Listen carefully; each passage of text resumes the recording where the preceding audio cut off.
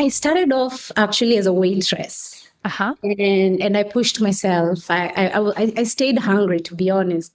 I would view myself as I don't like to settle, and I feel like I'm quite ambitious sometimes. So I moved from being a waitress to being a barista, and then I actually started enjoying training, so which I've done for many years. And now I have moved to a different role. So now I handle customer service. So I'm the customer service experience manager at Raw.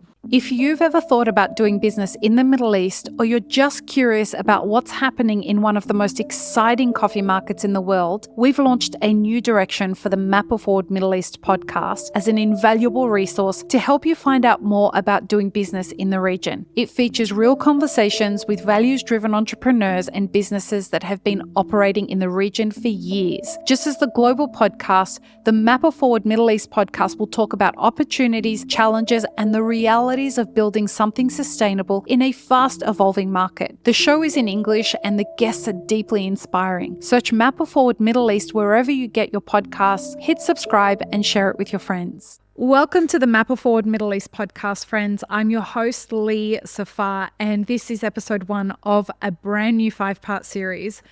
A podcast series that I am crazy excited for. I get excited for all the podcast series. This one is the one I have been most excited for all year.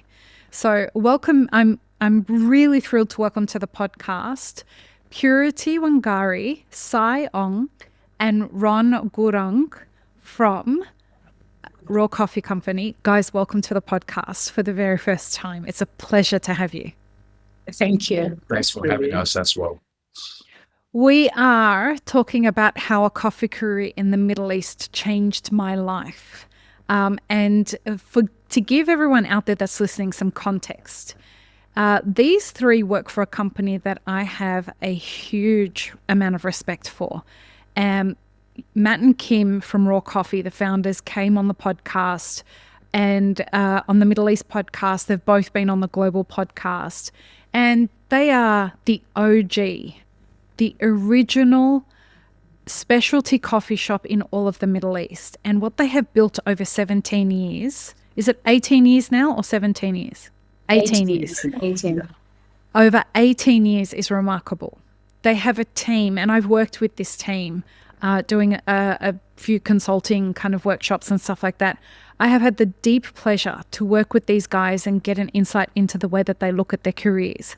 And in a world where the only way that baristas and coffee professionals can get recognized is through competitions, I want to make more of an effort to bring coffee professionals that I admire onto the podcast so that they can start sharing their knowledge. And this is where we're starting. So it is a deep privilege for me, guys, to have you on the podcast. Thank you for carving time out of your day to be here. In this episode, we're going to be talking about why coffee. Now, in the Middle East, people come from all over the world to come and work in coffee here. You guys have done that, and you have very interesting stories, the three of you. You've come from 3 different backgrounds. And how I'd like to start this conversation is if you could introduce yourselves and talk a little bit about your journey into coffee here in the Middle East. And I'll start with you, Purity. Okay. Funny fact is I actually didn't plan to move to coffee when I initially moved to Dubai. It was not my plan. Really? Because, I have a degree in culinary arts. So by profession, kitchen is my place. So I studied to be a chef. But, and that is what I pursued back home. And I worked in a few 5-star companies as I was studying in school. And I knew that is the path I will take when I moved to Dubai. And I had a soft landing because I already had family here. So my aunt, my elder brother, and my uncle were already living here.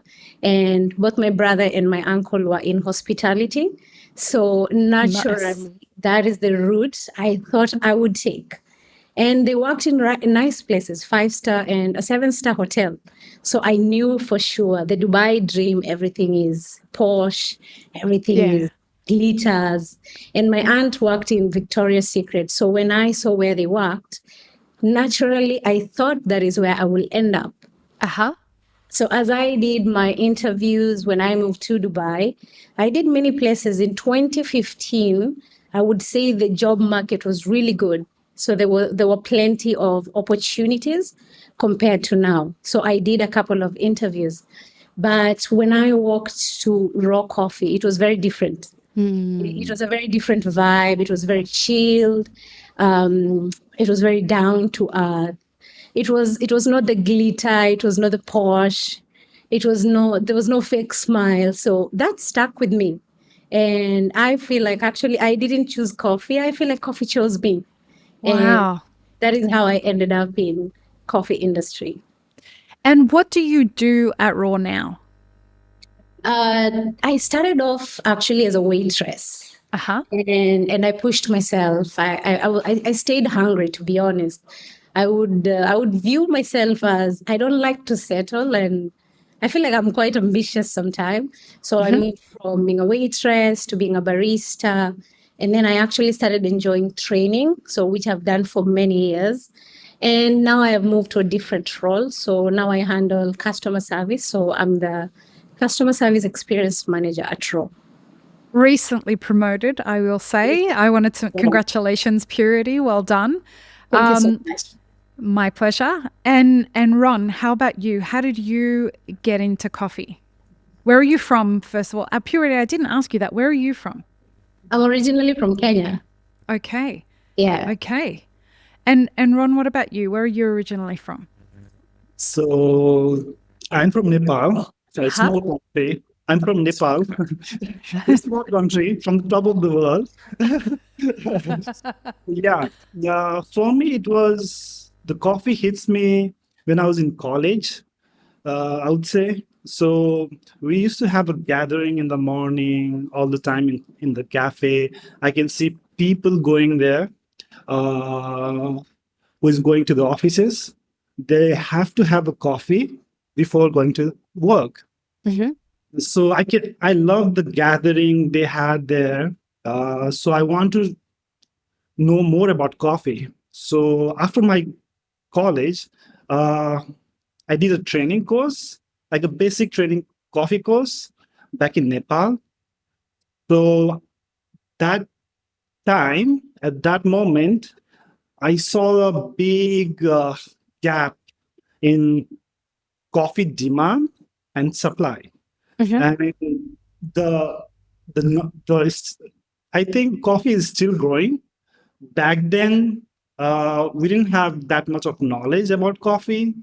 Uh, so I really like the story behind the coffee, how it grows, how we serve the coffee at the cafe. So it hits me. So I want to do something in coffee industry. So I came here. Luckily, I think I chose the right decision to come here and pursue a career in a coffee industry because I think UAE. I think I came around. It was around like 10 years back when I came here. Yeah. So in these 10 years, I've seen a lot. The growth. It was like from here, like it was nothing when I came here, right? So you can see the growth now after 10 years. It's a big, Transformation? big jump, big transformations. And still, like there is still a lot more to do in coffee. Yes. That excites me. Yeah. So when you came into it, what was your first job? Did you start working at Raw first, or did you work at other places? It's my first job. Yeah, I'm still here with Raw. That's amazing. And what did Yeah. you first? What part of Raw do you work in now? And did you start there? Yes, so I joined Raw as a junior packaging assistant, and then now I'm a roaster. Drinking lots of coffee every day. Yeah, nice. Yeah. And now you're are you heading up the roasting team? Yes. I Yes. take care of the roastery and the coffee qualities. So yeah. Amazing. And what about you, On? All right. So I'm like Purity as well, actually. I've never dreamed of working in the coffee industry. If you ask myself 5 years back. Really? Yeah, yeah. So I'm originally from Myanmar. Mm-hmm. So I literally grew up in tea culture, actually, you know. In tea So, culture.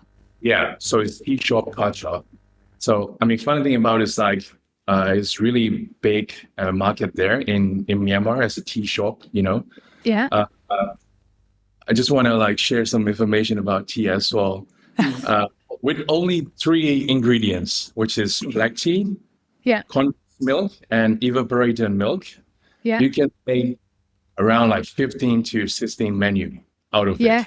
100%. Yeah.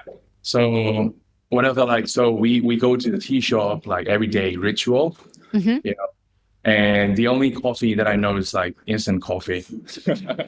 Back Which is then. wild because the coffee that's grown in Myanmar Yes. is Yes. incredible. Yeah. Yes. Incredible. But there are some like few people doing that time as Mm-hmm. well.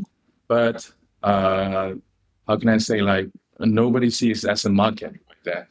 So Right. somehow, like just right before COVID, I get a chance to work with like a film crew. So basically, I have a background of this photography and like filmmaking things. So right before COVID, which is around 2019, got a chance to work with film crew from Thailand. So as we all know, Thailand, it has a big coffee culture. Okay. Oh, so they visited Myanmar to do some film, and I was a trainee there. And a funny thing is, they bring their own espresso machine just to do location scouting. Yeah, Wow. yeah, and they started to drinking like specialty coffees since back then. But somehow, like they couldn't find the beans, like Mm-hmm. easily in Myanmar. But like I say, there's some few people doing, and like what I learned is like they drink coffee as a ritual, you know. Okay.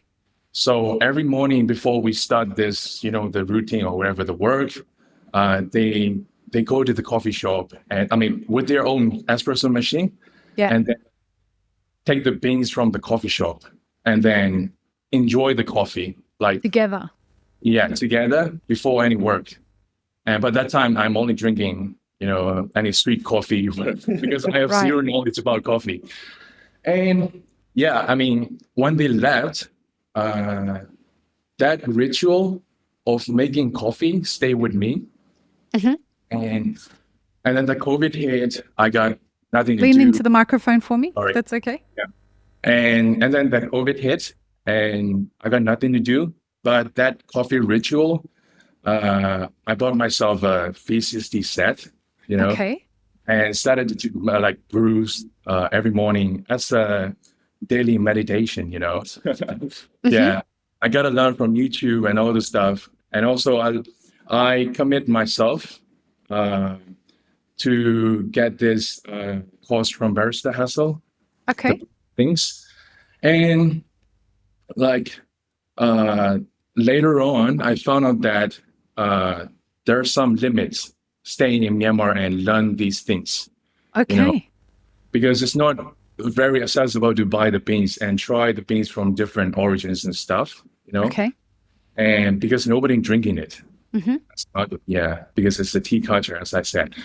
And then like just one morning is something just click, and I told myself I gotta get out of this country Okay. because things happen back home, like this stuff as well.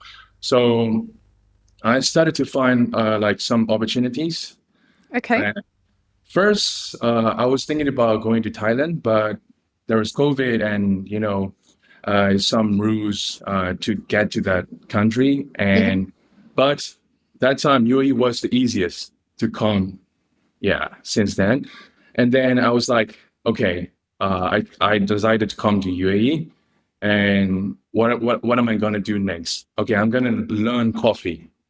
So I was like, rather than finding a job, I was finding a place where I can learn coffee. So, and then this part is coming up.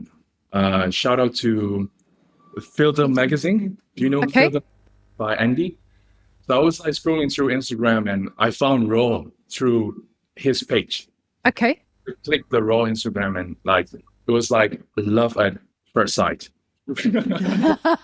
I love it. Yeah, people, the energy, I can feel it, right? So okay, this place. And then I did further research about Raw, and then found out that Kim and Matt has already visited to Myanmar to do their sourcing, right? Yeah. So okay, this is the one. And at the same morning, I write the whole letter, like a cover letter, but it's more about telling my stories. Like I want to learn coffee. It's not like a job application. It's more about saying that I want to learn coffee. I want to learn about the industry, and I want to contribute to my country with this coffee things one day if I get a chance. And I sent email to Kim, and the next day she replied, and we just jumped on a Zoom call, and I got hired, like from Myanmar. She's pretty special, isn't she? Yeah, so it just like click, Yeah. And it was back 4 years back. And funny thing is, I think yesterday was the day I got the offer letter. No way. 4 years since then. Yes. Wow. Yes. Excuse me. Do you guys, when you first started in coffee, could you imagine this many years later? Is this where you thought you'd end up? Never. Really? Yeah.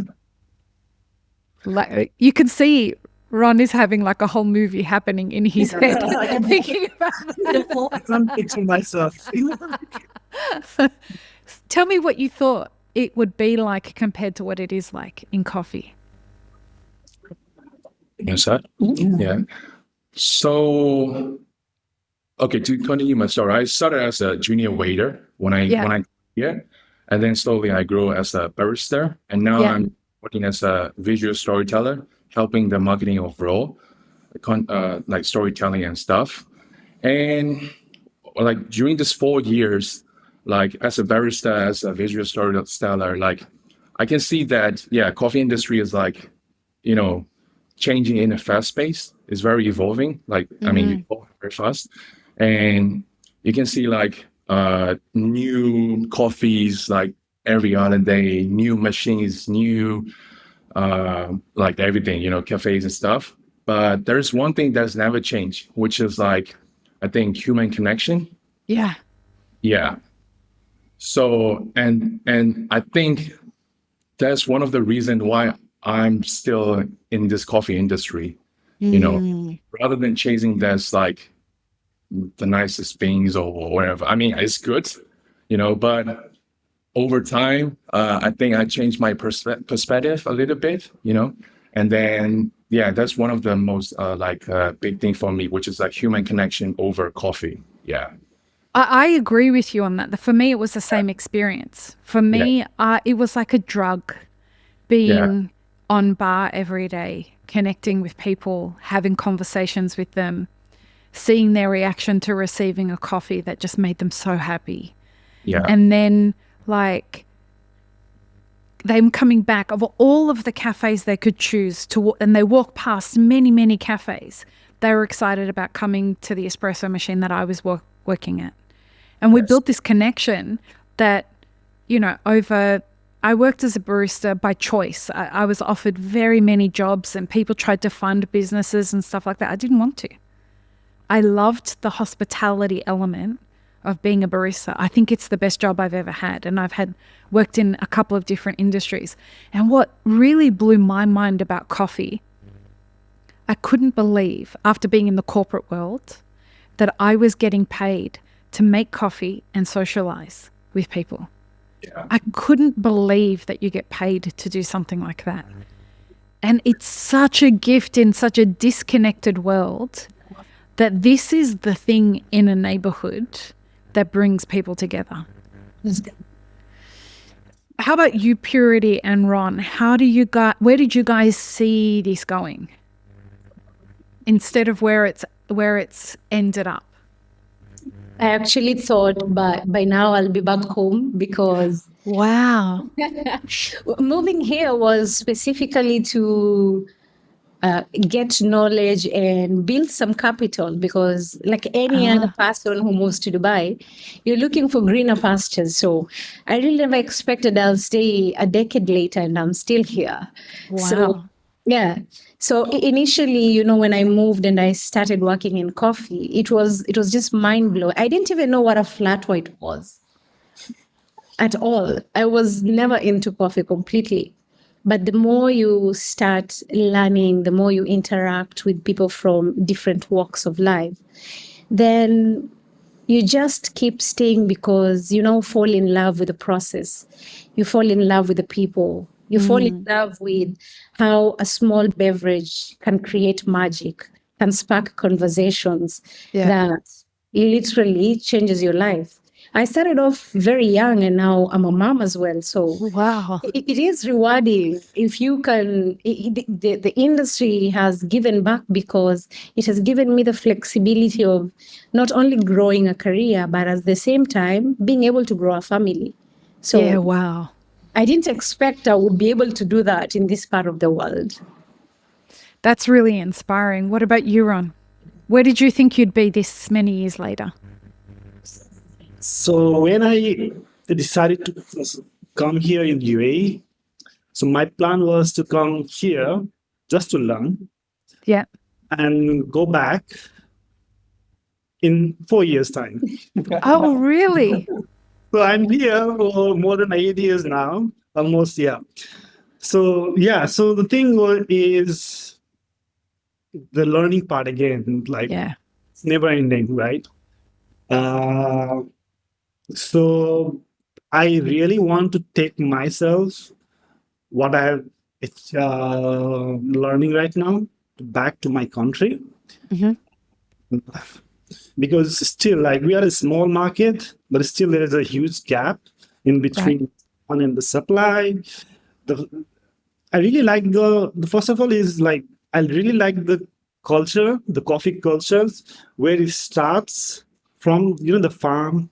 So it's actually connecting people, like from farm, logistics, supply chain to cafes, and it's goes to the customers, right? So it's like connecting the world. It's connecting the people, basically. So I really like that way of thinking, and how we are supporting the sustainability, the biodiversity, which is very important right now, I think, for the world. We are going through lots of Challenges. Yeah. So yeah, that's the main thing I think right now, to take myself, my learning back to Nepal, and to do something back home. Yeah. Amazing. So we're going to wrap up this episode, guys. And in the next episode, we're going to talk about what it's like being a coffee professional in the Middle East. And it is different. So we are going to explore that in the next episode. So join us for that. Peace, love, and peanut butter. Have an amazing rest of your day. This episode is part of a 5-part series produced by Mapper Forward. Check the full playlist and guest details in the show notes, as well as how you can support our work in the coffee industry. Become a premium YouTube subscriber, explore our Patreon and any brands we've partnered with to bring you this podcast. Please don't forget to like, share, and subscribe. It really does help us grow our audience.